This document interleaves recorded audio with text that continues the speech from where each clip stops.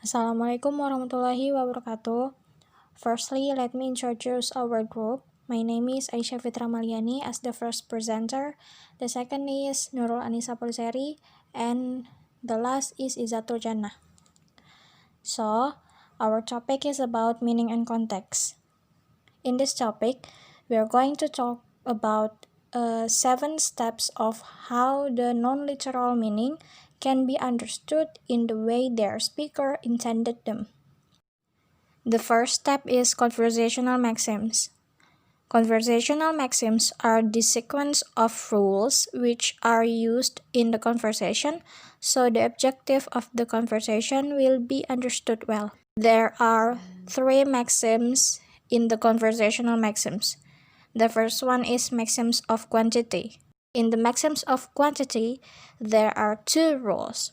The first one is give as much information as is needed, and the second is give no more information than is needed.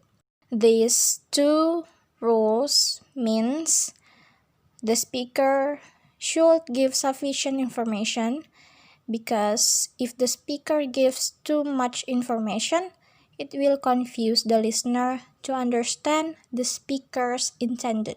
The second is maxims of quality. There are 2 rules in maxims of quality. The first one is do not say what you believe to be false, and the second is do not say what you have no evidence for. These maxims means in the conversation, the spoken sentence must be trustworthy or the truth can be proven, or in the other words, it must be a definite sentence. The third is maxim of relevance. The rules in the maxim of relevance is be relevant. Be relevant means the conversation which is conducted by the speaker and the addressee must be mutually relevant. The last maxim is maxims of manner, that is, be perspicuous. In these maxims, there are 4 rules. The first one is do not use obscure expressions. The second is do not use ambiguous expressions unless necessary. The third is be brief, and the last is be orderly. This maxim means every utterance that is spoken from both the speaker and listener should be easy to understand. The second step is reinterpretation rules. Reinterpretation rules are the sequence of rules which are used in interpreting someone's words. In these reinterpretation rules, there are 4 rules. The first one is irony reinterpretation rules. Is if something pleasant but unbelievable is said about someone or something, interpret it as the opposite. For the example, as unpleasant thing. The second is exaggeration reinterpretation rule. Is if some impossible amount is predicated, decrease it until it is conceivable. Or, in the other words, decrease it until it is imaginable. The third is contents reinterpretation rule. Is if a container is spoken of, its contents may be the intended referent. For the example, which of the pots on the stove will start boiling first?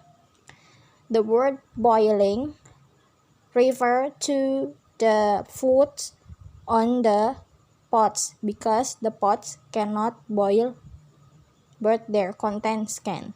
And the last is representation reinterpretation rule. Is if a physical object is spoken of, it may be only a representation of it that is referred to. For the example, like a child's drawing. His sun isn't yellow and that house doesn't have a door. The next presentation will be presented by Nurul Anissa. Okay, I will continue the material about background knowledge. Background knowledge is a situation where the speaker and listener already know or understand the context or the conversation.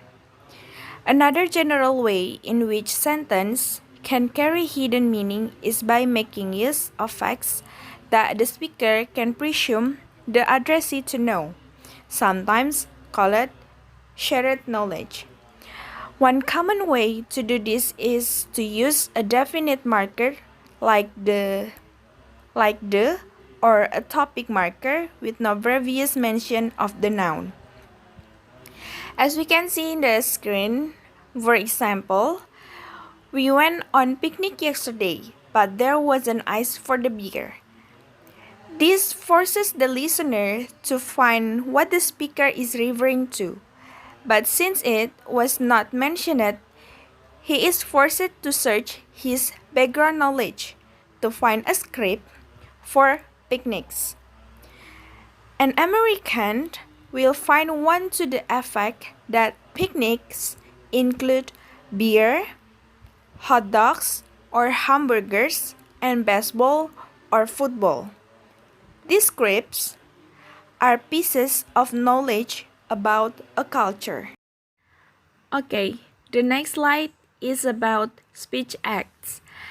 The philosophy of language and semantic, speech acts is something expressed by an individual that not only presents information but performs an action as well. Speech act may be requests, warnings, promise, apologize, and greetings. For example, we can see in the screen, first is wake up. It means that to waken someone. Second, can you pass the salt? To request the salt. Third, it's me.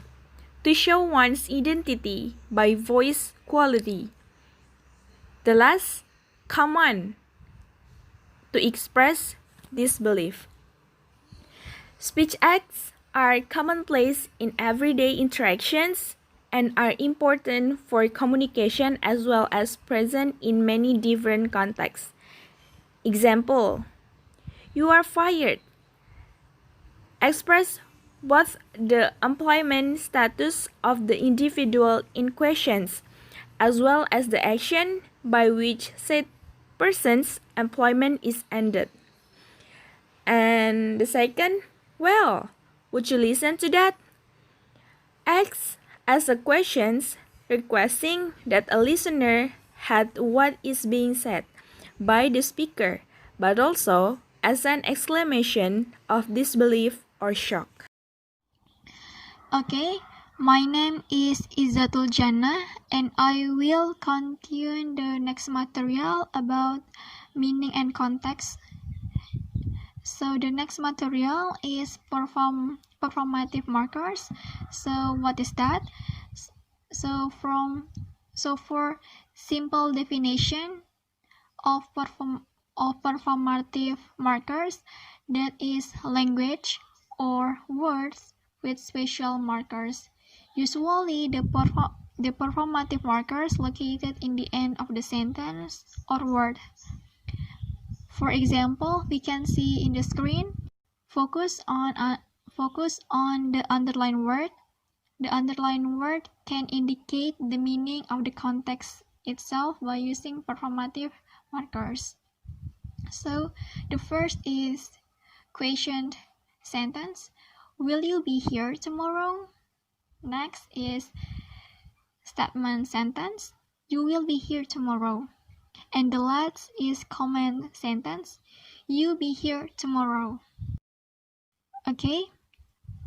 Next is proportional attitudes. So performative element, also called the proportional attitudes. So proportional attitudes indicates the relationship between the speaker and the listeners, with eliciting action or imperative, eliciting information or interrogative, or anything else declarative. It may also relate to the emotional relationship between the participants. For example, a picture of an open window, broccoli the window be open. This is proposition without any attitude towards it, and from the picture we can have many sentences. First, open the window. May you open the window? May I open the window? Is the window open? The window is open. They say the window is open. Okay, this is the last material, that is indirect speech acts. So indirect speech acts is the indicate of the speaker's speech to the listeners and can understand the information received without need for action that refers to the context.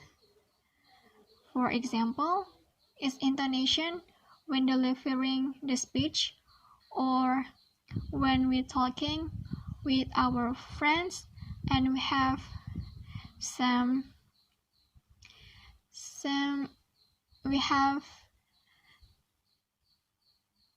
background to the topic, from the topic. So that's all from group 1. Thank you very much for watching. Wassalamualaikum warahmatullahi wabarakatuh.